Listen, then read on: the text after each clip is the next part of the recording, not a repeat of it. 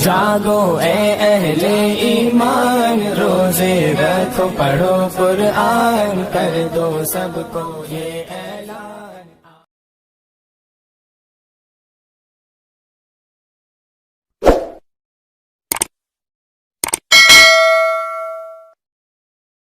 بسم اللہ الرحمن الرحیم، نحمدہ ونصلی علی رسولہ الکریم، اما بعد۔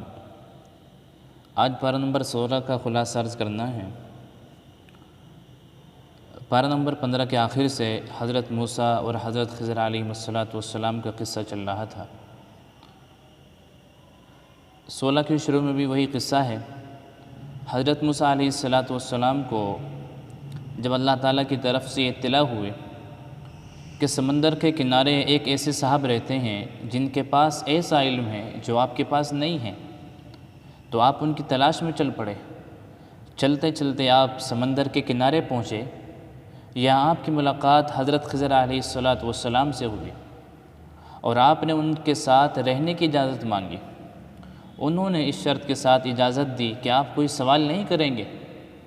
پھر 3 قسم کے عجیب واقعات پیش آئے ہیں۔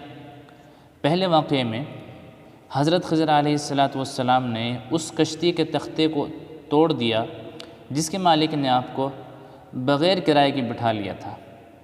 دوسرے واقعے میں ایک معصوم بچے کو قتل کر دیا، اور تیسرے واقعے کے اندر ایک ایسے گاؤں میں ایک بوسیدہ گرتی ہوئی دیوار کو آپ نے تعمیر کیا کہ جس گاؤں والوں سے آپ نے کھانا مانگا تھا، بھوک کی وجہ سے مسافر آدمی ہوتا ہے، کھانا مانگ لیتا ہے، تو ان لوگوں نے کھانا دینے سے انکار کر دیا تھا۔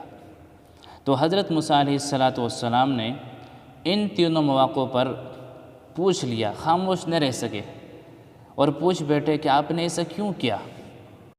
تیسرے سوال کے بعد حضرت خضر علیہ السلام نے جدائیگی کا اعلان کر دیا کہ بس آپ نے اب میرے ساتھ نہیں چل سکتے۔ میں نے آپ سے شروع میں کہا تھا کہ آپ بولیں گے نہیں، سوال نہیں کریں گے۔ البتہ 3 واقعات کی اصل حقیقت انہوں نے آپ کے سامنے بیان کی۔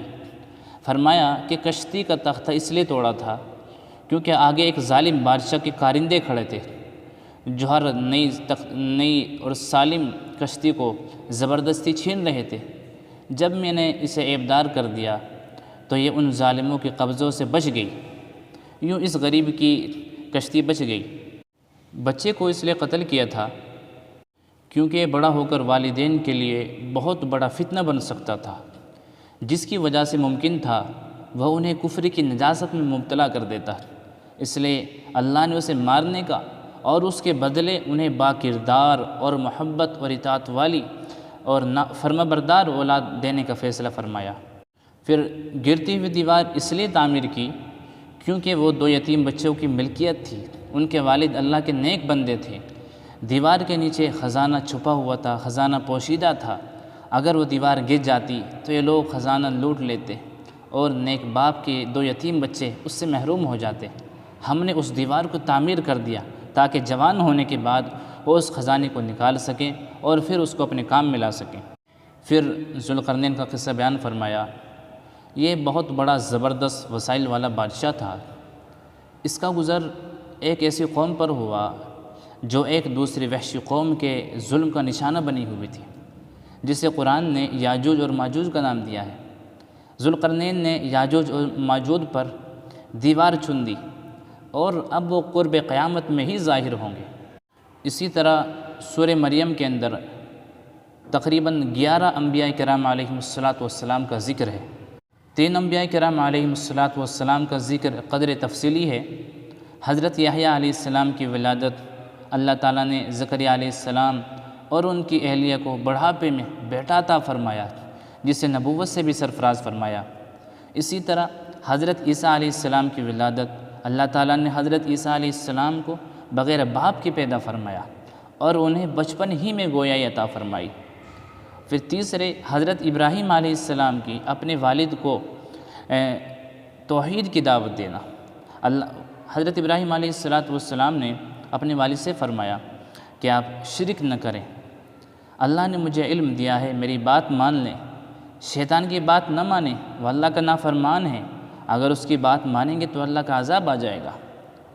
باقی 8 انبیاء کرام علیہم السلام کا یا تو بہت مختصر ذکر ہے یا صرف نام آیا ہے۔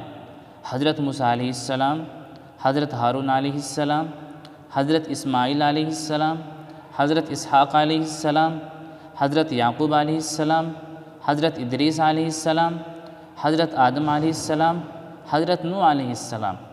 تو یہ تقریباً 11 انبیاء کرام علیہم السلام کا ذکر ہے۔ آگے سورہ طٰہٰ ہے۔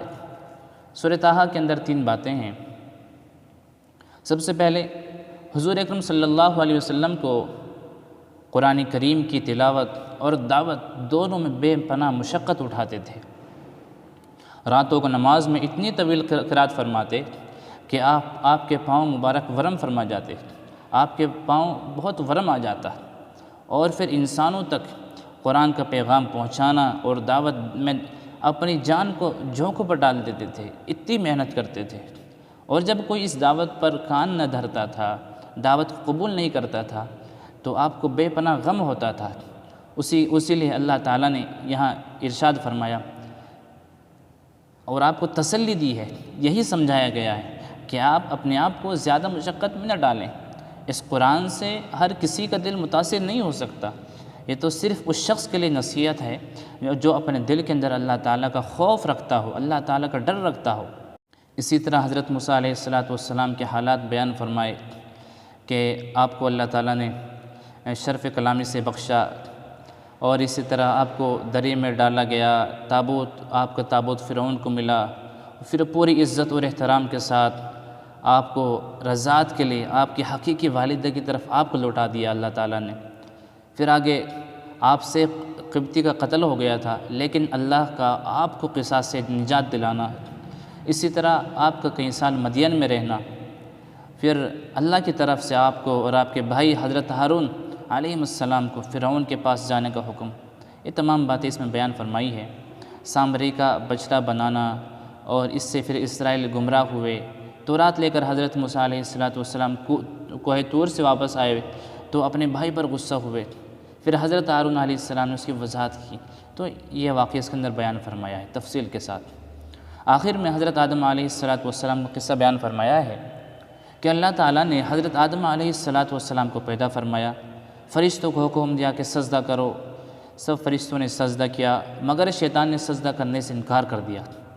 اللہ تعالیٰ نے حضرت آدم علیہ السلام سے فرمایا کہ اب یہ تمہارا اور تمہاری بیوی کا دشمن ہے، تم جنت میں رہو، یہاں آرام ہی آرام ہے، نہ تم کو بھوک لگے گی، نہ پیاس لگے گی، نہ دھوپ لگے گی، تکلیف محسوس نہیں ہوگی، لیکن ہاں ایک درخت ہے، اسے قریب مت جانا۔ مگر شیطان نے وسوسہ پیدا کیا، حضرت آدم اور حضرت حوا علیہ السلام نے اس درخت سے جس سے منع کیا تھا اس میں سے کچھ کھا لیا، اللہ نے انہیں جنت میں سے نکال دیا، پھر انہوں نے اللہ سے معافی مانگی، اللہ نے ان کو معاف فرما دیا۔ اللہ تعالی ہم سب کو بھی پکی سچی توبہ کی توفیق عطا فرمائے۔ وآخر دعوانا ان الحمدللہ رب العالمین۔